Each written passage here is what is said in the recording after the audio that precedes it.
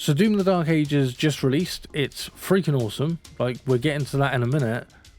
I've actually waited to do a review on this game because I wanted to play it. I have now completed the game, and yeah, I want to talk to you exactly about what makes this a really good game, what makes it fun, what makes it interesting, and why you should play it if you haven't already.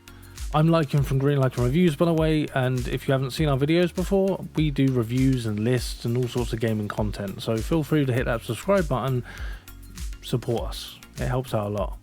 So, Doom the Dark Ages is a prequel to the 2016 and Doom Eternal games.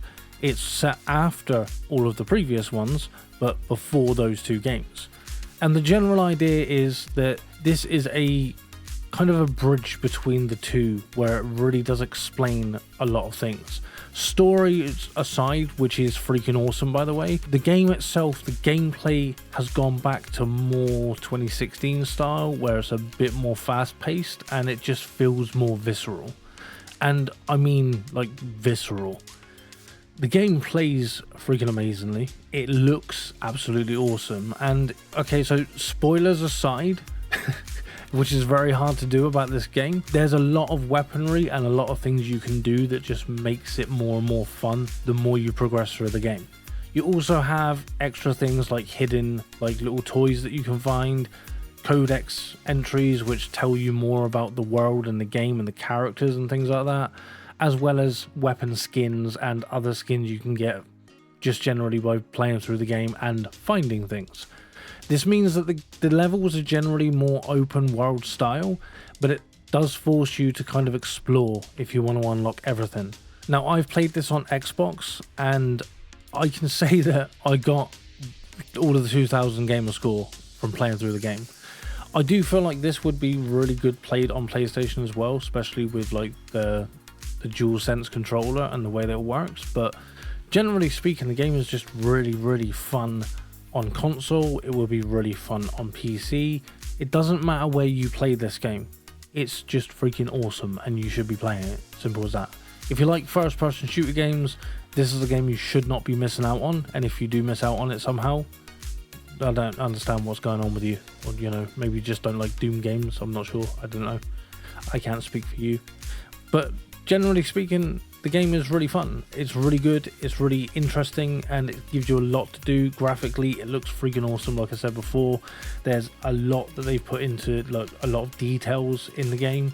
There's new features over previous games, like the shield and the ability to throw your shield and bounce off of enemies, as well as block, which is something you're not really used to in Doom games. But there are extra little features that get added in as you go through the game. Now, for anyone that wants to play this game, I'm going to say right now, like, this is an awesome game. It's worth playing. I would definitely recommend it. If you don't want any kind of spoilers at all, I'm going to tell you exactly what I'm going to talk about. And if you don't want to know about that part of it, then maybe skip ahead a little bit. I'll try to put the timestamps in the video of when I stop talking about that thing, if you don't want to know about that thing specifically. But I will tell you beforehand, so don't worry. Now, before I go into spoilers here, the weaponry does gradually get added throughout the game through weapon drops that you will pick up. Now, this is where I'm going to go into the types of weapons that you got. So if you don't want to hear this, this is the timestamp. Go to this and you'll skip this part of it about the weapons. For everyone still here, you have different classes of weapons, and each class of weapon basically has two different variants, apart from one gun that doesn't have a variant, which is self-explanatory. Generally speaking, you have like the shotgun. You have the super shotgun variant, which makes it more powerful, but it reloads slower. You have the shredder, which is a machine gun, but its variant is the impaler, which is more like a sniper rifle. Now, when it comes to weapon upgrades, where you can upgrade the weapons, you have the ability to upgrade certain things, so that the impaler, for example, when you hold the fire button, it goes into like a slow motion for a short time, giving you a bit more precision with your aiming. You also have energy rifles. I'm not going to go through every single weapon here, but you have energy rifles. You have two different variants of those. You have some of the guns that you've probably seen before, and the Skull Crusher by far is the most OP weapon in the entire game. You have two different variants. The Ravager variant is more of a focused straight line, and then you've got the other variant which is more of a spread shot. The Ravager is the one that I want to talk about the most because I mained this weapon. I had grenade launchers, I had rocket launchers, and I made this weapon.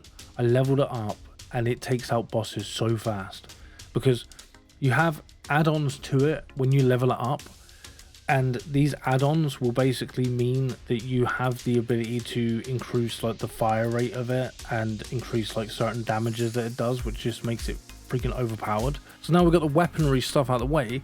One thing that you do need to know is that when it comes to upgrading weapons, where you have the ability to do this, you can use the gold that you find in order to upgrade weapons, but then you'll also have rubies and like an amethyst. That basically means that you have to collect these things in levels in order to upgrade your weapons fully.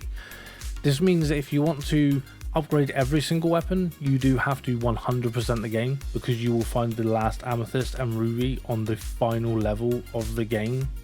So it's like it will force you to have to find these things.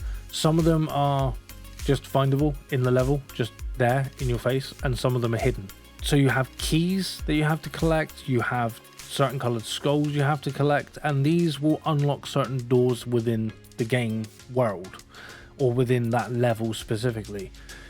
Now what you'll find is that some of these are optional, where you'll have doors that you can go back to that open up if you choose to. You just have to remember where they are, because you have the ability to just finish the mission without collecting everything. Obviously, if you're like me and you want to collect everything, then you will obviously go around and collect all of these things.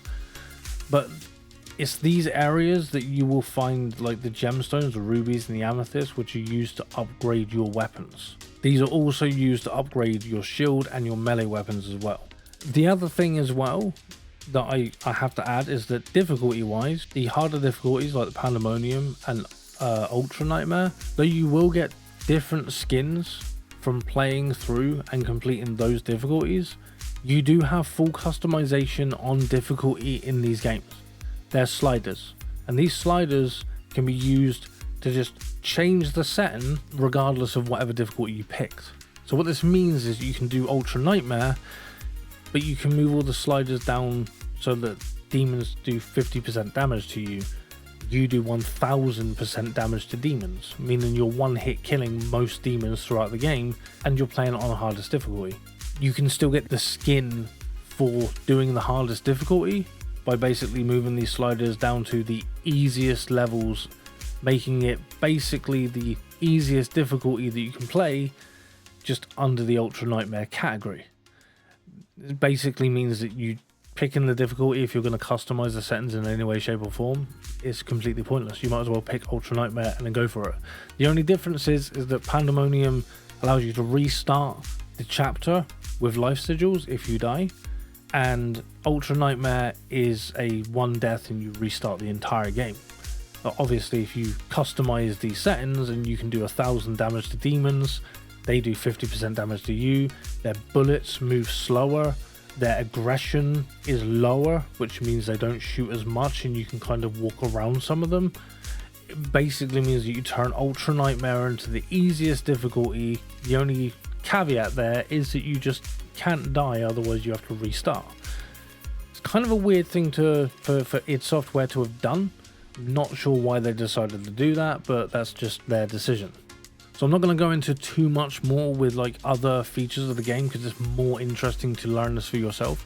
Obviously you can, and this is another spoiler, if you don't want to know about other things that you can do in the game that are not the main character but the other things you can play as, then you might not want to watch for the rest of the video. This would be the time that you hit like and subscribe, comment down below, pause the video, let me know what you think of the game, and then get on your way, sort of thing. Because this is where I'm going to just talk about this bit and then wrap up. So for everyone still here, the two other things that you can play as is the Atlan and the Dragon.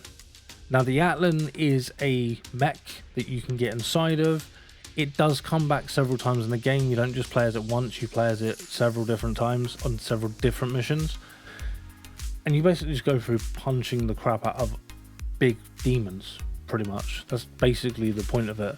It feels epic to play though. It is really good to play, and you do have other weapons that you can get as part of those missions, but they generally finish off with you then going out on foot and then carrying on the mission. When you play as the dragon, it introduces a whole new concept to the game, because all of a sudden you're flying on a dragon in a much larger map. Like, you can go from a small little map, get on your dragon, and then you're in this massive area where you can take out enemies and land in different places. This will give you the ability to actually find some secret landing spots that won't be obvious to you at the start, but you will have to go and find them in order to essentially land there. You'll have to take out like an enemy, like a big demon that's firing things at you, or some kind of security thing protecting the area. But generally speaking, the first dragon mission you play, you will be flying around essentially taking out defenses of ships, then landing on the ships to destroy them. It's huge, and it adds so much more and other levels to it. Like, just, it makes it so awesome to play. It's just a really good game. Anyway, if you're still watching the video, thank you for watching, and get down in the comments, let me know what you think of the game, whether it's something you're going to play or if it's something you've already played. And if you have completed it, let me know what you think of the game, because I think it's freaking awesome. I think this is by far one of the best Doom games that have been released for a long time. It's definitely worth playing if you haven't played it. I love it. Personally, I love it. I love Doom. I love the franchise, so it's all good. So yeah, get down in the comments, let me know what you think, let me know if you enjoy the game, let me know if you're going to play the game. Other than that, thank you for watching my video. I've been Lycan from Green Lycan Reviews, and I'll see you in the next one.